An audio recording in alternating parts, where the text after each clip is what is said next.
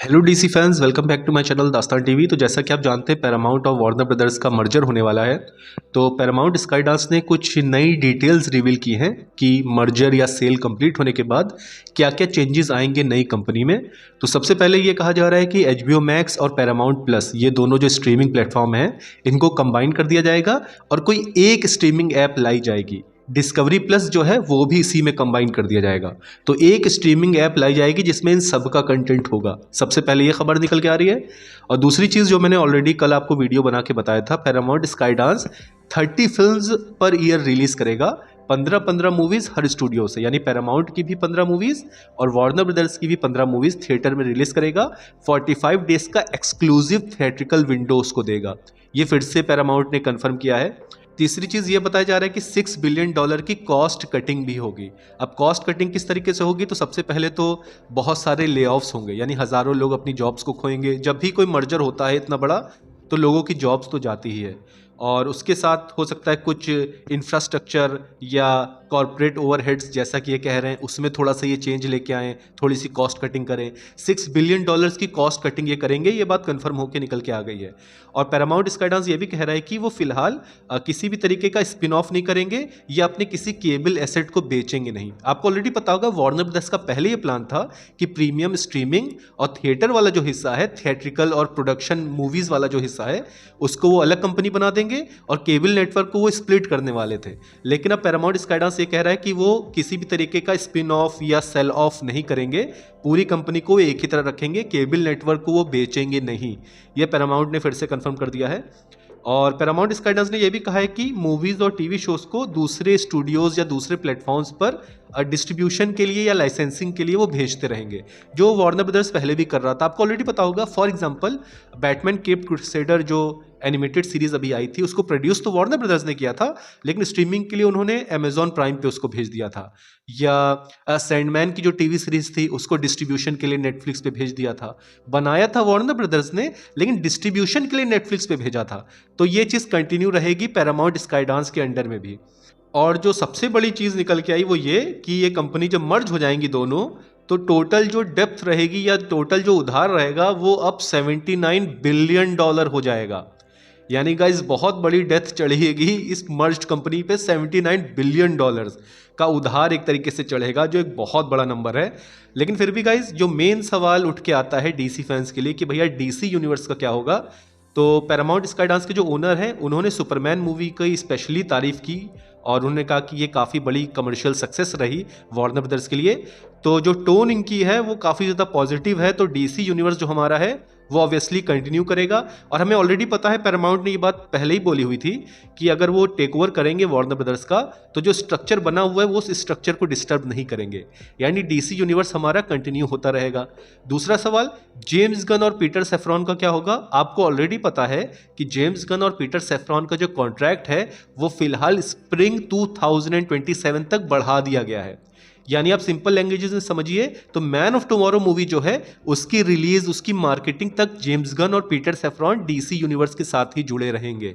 अब सवाल है कि उसके बाद क्या? आप ध्यान दीजिएगा, पैरामाउंट और वार्नर ब्रदर्स का मर्जर कंप्लीट होने में 1 से 1.5 साल लगेगा। यानी जब तक man of tomorrow movie release होगी तब तक ये मर्जर भी कंप्लीट हो जाएगा। पैरामाउंट पूरे तरीके से ओन कर लेगा वार्नर ब्रदर्स को। अब जो डिसीजन रहेगा वो पैरामाउंट के पास रहेगा कि क्या वो जेम्स गन और पीटर सेफ्रॉन के कॉन्ट्रैक्ट को रिन्यू करेंगे।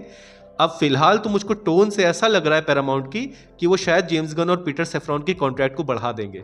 क्योंकि देखिए गाइस, अगर कोई यूनिवर्स आपका आगे बढ़ रहा है, वो आपको प्रॉफिट जनरेट करके दे रहा है, क्रिटिकली एक्लेम्ड हो रहा है, तो देखिए पैरामाउंट को किसी पागल कुत्ते ने नहीं काटा है कि वो आके बने बनाए स्ट्रक्चर को खराब कर देगा। और पैरामाउंट के बारे में आप ऑलरेडी जानते हैं, उनकी खुद की आईपीएस में प्रॉब्लम चल रही है।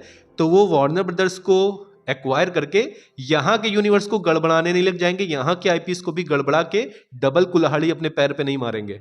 तो पैरामाउंट डीसी यूनिवर्स को कंटिन्यू करेगा।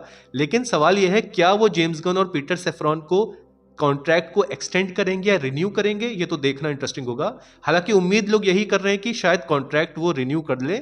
लेकिन अब जेम्स गन के ऊपर भी ये चीज आती है कि क्या वो एक्सेप्ट करेंगे डीसी यूनिवर्स के साथ कंटिन्यू करना।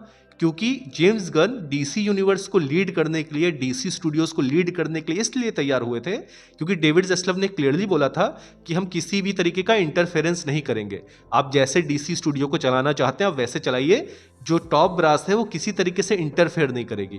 तो अगर पैरामाउंट भी यही वादा कर रहा है जेम्स गन के साथ कि हम इंटरफेयर नहीं करेंगे, आप जैसे यूनिवर्स को चलाना चाहें अपने डीसी को आप वैसे चलाइए, तो शायद जेम्स गन ऑफर को एक्सेप्ट कर लें अगर पैरामाउंट रिन्यू कर रहा है कॉन्ट्रैक्ट को। लेकिन अगर पैरामाउंट पुराने वाले डीसी एक्सटेंडेड यूनिवर्स की टॉप ब्रास की तरह अगर इंटरफेयर करेगा हर चीज में, तो आई डोंट थिंक कि जेम्स गन इस ऑफर को एक्सेप्ट करेंगे। क्योंकि गाइस जो पिछला डीसी एक्सटेंडेड यूनिवर्स था उसको जो वार्नर ब्रदर्स की टीम रन कर रही थी, वो वाली पुरानी वाली, वो तो मतलब कुछ अलग ही लेवल के थे। वो लोग बनी बनाई स्क्रिप्ट जो फाइनलाइज हो गई है उसमें से सीन्स को कट कर देते थे। फॉर एग्जाम्पल एक्वामैन मूवी हम सबने देखी है, आपको पता होगा एक्वामैन जो हमारा कैरेक्टर होता है आर्थर करी, वो किंग एटलैंट के ट्राइडेंट को हासिल करने के लिए सी मॉन्स्टर से बैटल करता है।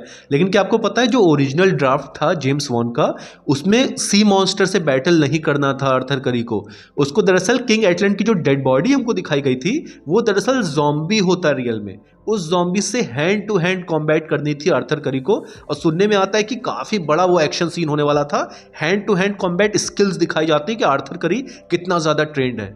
लेकिन वार्नर ब्रदर्स जो थी उस टाइम की, उनको लगा कि ये बहुत ज़्यादा डार्क हो जाएगा, तो उन्होंने स्क्रिप्ट से ये चीज़ को कट कर दिया। तो मतलब ये हाल था डीसी एक्सटेंडेड यूनिवर्स में। लेकिन डेविड ज़ैस्लव ने जब नया डीसी यूनिवर्स स्टार्ट किया, जेम्स गन को जब उन्होंने हेड बनाया, तो उन्होंने ये कहा था क्लियरली कि हम किसी तरीके का इंटरफेरेंस नहीं करेंगे।